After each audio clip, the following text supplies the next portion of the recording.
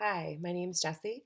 I'm an Arizona native. I have been a registered nurse for almost 5 years, three of which have been in the trauma surgical intensive care unit.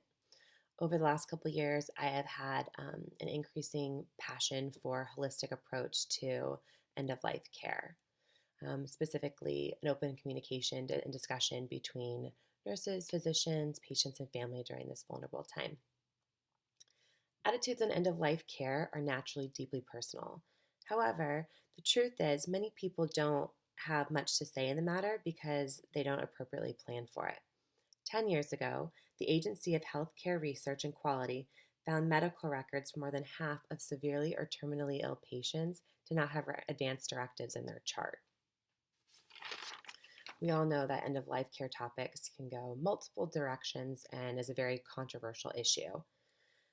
However, most people who participate in effective advanced care planning choose maximizing independence and quality of life over living longer.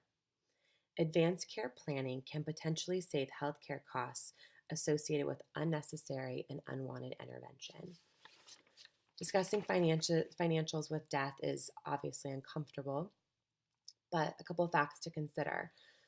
In 2011, $554 billion was spent in Medicare. 28% of that, which is $170 billion, was used during patients' last 6 months of life, according to Medicare News Group. The question that needs to be asked is whether these patients near the end of life are actually getting the care they want.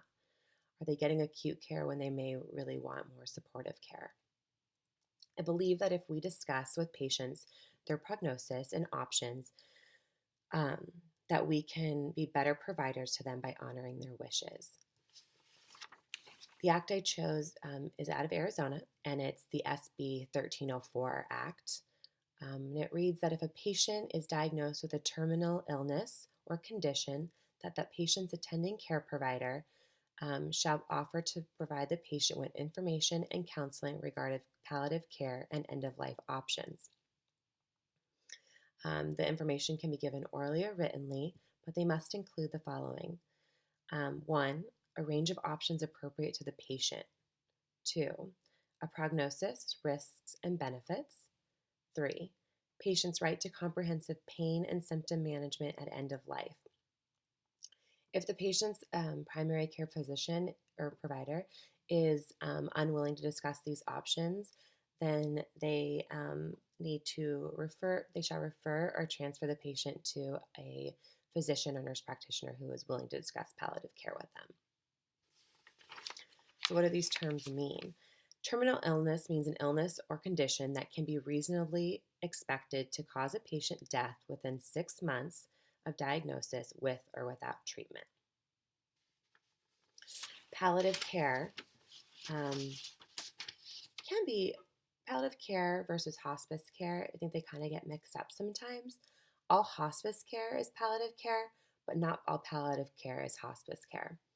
Palliative care follows the same approach of providing comfort, pain management, and symptom control, as well as addressing spiritual and physiological or psychological needs of the patient and providing support to their family.